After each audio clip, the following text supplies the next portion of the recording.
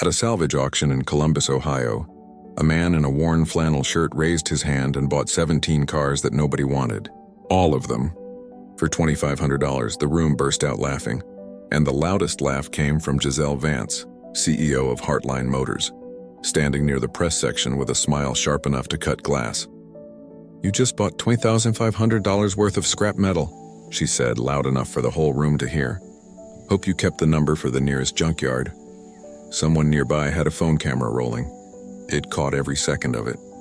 The man signed his paperwork, folded it into his shirt pocket, picked up his equipment, and walked out to his truck without a single word. No flush of embarrassment, no argument, just one slow nod in her direction, not agreement, not anger, and then he was gone. The clip was 40 seconds long. By midnight, it had hundreds of thousands of views. Most people thought they had seen the whole story. They hadn't even seen the beginning. Before we go further, as I say, this is a dramatized fictional story created for entertainment and inspirational purposes only. All characters, names, companies, and events depicted are entirely fictional, and any resemblance to real persons or actual events is purely coincidental. This story is not presented as a factual news report. His name was Isaac Hartwell, and he had been planning this purchase for 6 weeks, not casually but methodically.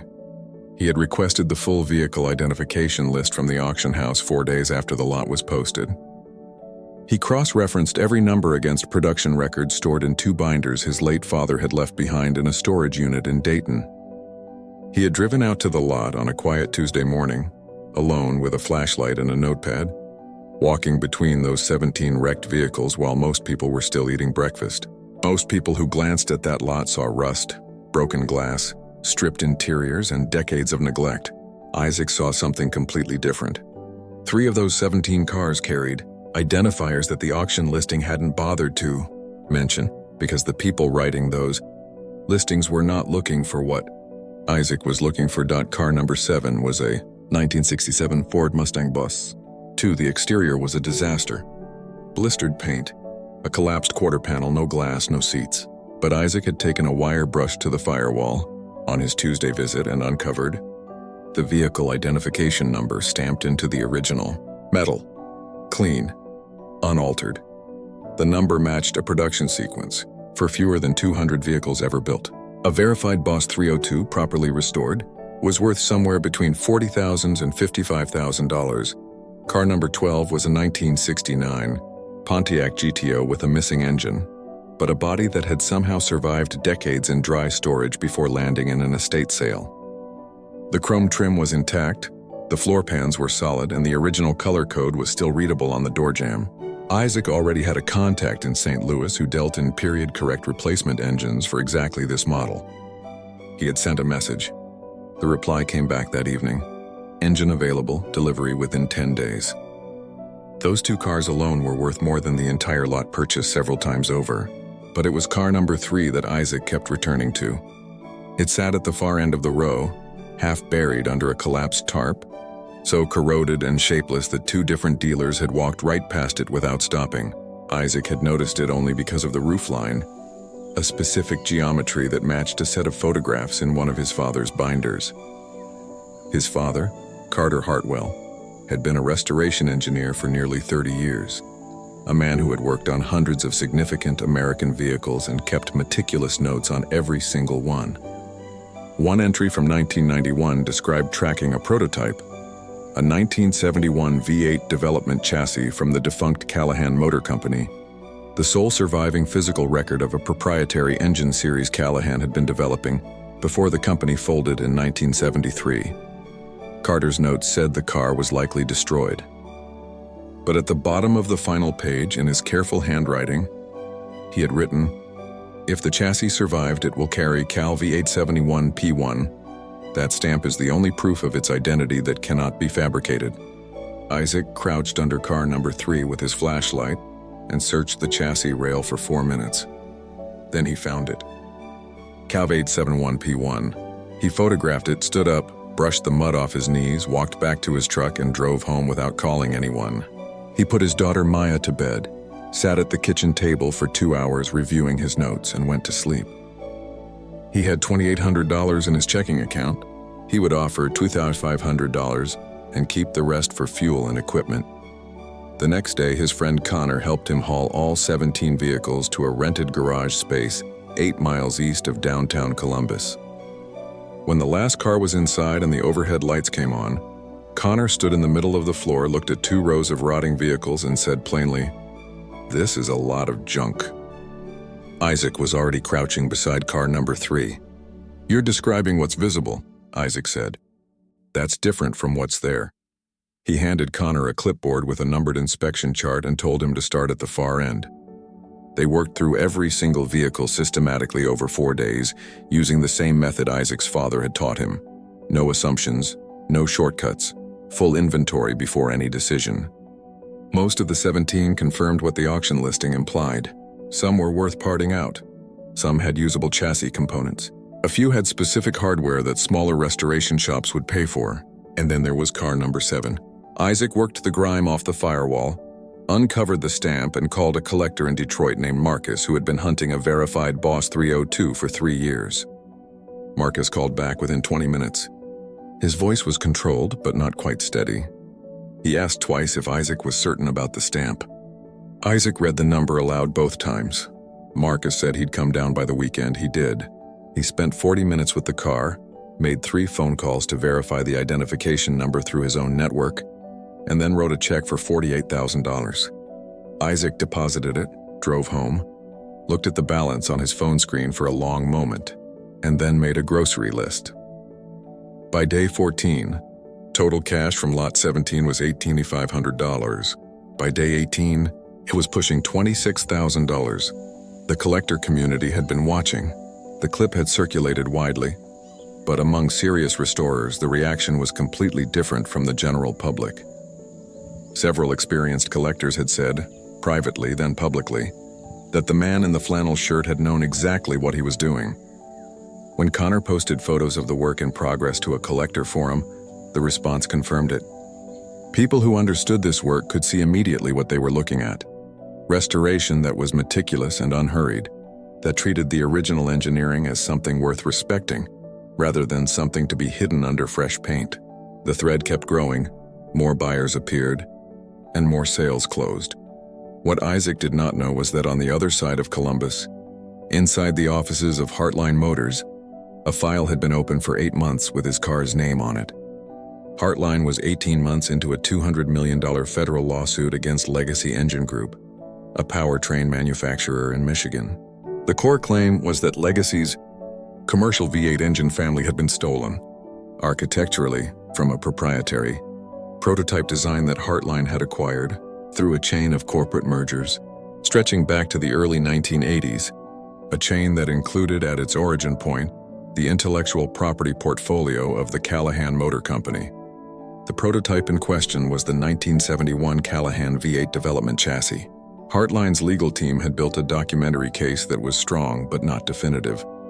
Legacy's lawyers had introduced enough ambiguity into the paper trail to keep the judge uncertain. What Heartline needed to resolve that ambiguity was physical evidence, a material artifact bearing the original Callahan markings, something that could not be dismissed as a reproduction or a chain of custody assumption. What they needed specifically was the chassis. And for 8 months, Heartline's chief legal counsel, Adrian Cole, had believed it simply did not exist. Then the clip appeared in his feed the night after the auction. He watched it once. He watched it again. He did not laugh. He stared at the thumbnail, the parking lot, the hauler, the wrecked vehicles lined up near the truck, and noticed something in the background. Car number 3, a specific roofline, a particular windshield rake, a hood proportion he had spent 8 months memorizing from archival photographs. He did not sleep well that night. By 7:15 the following morning, he was at his desk pulling up the auction records and calling the technical director. The question was simple. Does the Callahan V8 chassis carry a frame identifier, and what prefix does it use? The answer came back in 3 minutes. Cal V871. Adrienne printed a single page, walked to Giselle's office, and set it on her desk when she arrived. "We have a problem," he said. She read the page. The room was quiet for a long time. Then she said, "Find me his contact information." The first approach was clumsy, and Isaac recognized it immediately. Two men arrived at the garage wearing clothes that were slightly too new, asking questions about parts sourcing with the specific inexpertise of people who had been briefed on what to ask, but did not actually know the subject. One of them kept glancing toward the covered shape at the back of the garage. Isaac answered their questions with complete courtesy and zero information. After they left, he told Connor without looking up from his work, "They'll send someone with more authority in about 3 days." Connor looked up and asked if it was Heartline. Isaac nodded. 3 days later, Legacy Engine Group, the opposing party in the lawsuit, reached out through a different intermediary and offered $180,000 for the car to simply disappear before the hearing. Isaac turned it down. Then he did something that surprised everyone. He called Adrian Cole's direct number himself. "I want you to tell your CEO something," he said. "The other side offered me $180,000 to make the car unavailable before the hearing. I turned it down. I'm telling you this because you should know the landscape you're operating in. I won't be selling to Legacy, but I won't be pressured into selling to Heartline either." There was a long silence on the line. "Why are you telling me this instead of keeping it as leverage?" Adrian asked slowly. "Because I'm not interested in winning by letting someone else lose worse than necessary," Isaac said. Then he ended the call. Giselle came back herself on day 29 in the early evening, without her blazer, without Adrian, without journalists. She parked outside, stood at the open bay door for a moment, and walked in. Isaac slid out from under the GTO on a rolling creeper, stood and wiped his hands on a shop cloth. "I wondered when you'd come yourself," he said, "and not a challenge, just a fact." She had prepared for a negotiation. She had a number, a position, a set of responses mapped to every direction the conversation might go. She was very good at negotiations. What she had not prepared for was standing in a working garage looking at 9 restored or in-progress vehicles arranged in careful rows, each one representing a level of craft that had nothing to do with her assumptions about the man who had bought them. She offered $15,000. He said no. She offered $50,000. He said no again with the same flat simplicity, as if they were discussing the weather. She recalibrated. "What do you know about it?" she asked. He crossed the garage floor, folded back the tarp and shone a work light on the chassis rail. The stamp was fully visible, clean, deep, unmistakable. Cav 871P1. "I know it's the only one," he said. She was quiet for several seconds. "Why won't you sell?" Isaac looked at her evenly. "Because I know what it's worth to Heartline Motors specifically," he said. "And you know I know." She left without agreeing to anything. It was the first time in several years she had walked away from a meeting without controlling its outcome. She came back the following evening. This time she told him everything, not the executive summary she had been delivering to investors, but the actual shape of it. The 8 months of searching. The documentary case that was almost strong enough, but not quite. The hearing in 19 days. What a loss would mean for the people who had built their careers around Heartline's core intellectual property. She told him the car represented something his father had also understood to be significant, which was not a manipulative observation, but simply an honest one. And then she asked, "What do I need to offer you?" Isaac leaned back in his chair and was quiet for long enough that the ambient sounds of the industrial lot became audible in the pause. Then he told her about the binders. His father's handwriting at the bottom of 12 pages of research. The watch on his wrist that had stopped in 2012 and had never been sent for repair, still worn every single day. He was not asking for sympathy. He was answering a question with information that was true. $85,000 for the car, he said. And one condition that has nothing to do with the money. Heartline funds a vocational training program in classic auto restoration at Columbus Trades. $50,000 per year for 3 years. No press release required. No naming rights. No association with me. Just the program running, teaching people who want to learn the work. Giselle looked at him for a long moment. She had negotiated with people worth hundreds of millions of dollars and had never heard a condition structured exactly this way. Not toward personal recognition. Not toward reciprocal business advantage, simply toward a thing continuing to exist. "Why not ask for a public apology?" she said quietly. "You're owed one." Isaac thought about it. "I don't need that," he said. "You don't owe me the words. I think you already know you were wrong. You knew it before tonight." Something in Giselle's face changed. Not dramatically, not with any visible emotion, just a quiet shift in the quality of how she was holding the expression. "Yes," she said. "I knew." She extended her hand. He shook it once. Connor witnessed it from the far end of the garage. Adrian drove over within the hour and witnessed it too. The agreement was written out by hand, signed in 2 copies at 10:47 at night. Isaac made coffee. Connor made a comment about the absurdity of the situation. Everyone in the garage laughed, genuinely and briefly, the way people laugh when something very strange has resolved itself into something very simple. The Callahan V8 chassis was documented, transported, and introduced as material evidence at the federal hearing 16 days later. The frame identifier, the production markings, and the provenance chain that Adrian's team had, reconstructed from the auction records and Carter Hartwell's archived materials, proved sufficient to resolve the documentary ambiguity that Legacy's legal team had been exploiting. The judge ruled in Heartline's favor. Legacy Engine Group was ordered to cease commercial production of the disputed engine variant and to enter remediation proceedings on the revenue already generated. 3 weeks after the ruling, a journalist asked Giselle about the car story in the context of a longer profile about the litigation outcome. Her communications team had not reviewed her answer. "I made an inaccurate assessment," she said. "Not about the value of the cars, Ross, about the value of the person standing next to them. Those aren't the same kind of mistake, but I made both of them at the same time." She did not elaborate. The journalist did not push. By the end of 30 days, Isaac's total receipts from a $2,500 purchase stood at $278,000. He used a portion to sign a long-term lease on the garage, buy out the equipment he had been renting, and register a business name with the state, Hartwell Restoration. He had business cards printed for the first time in his adult life and put them in a small stack on the corner of the workbench next to the coffee maker and next to his father's binders, there for whoever might need one.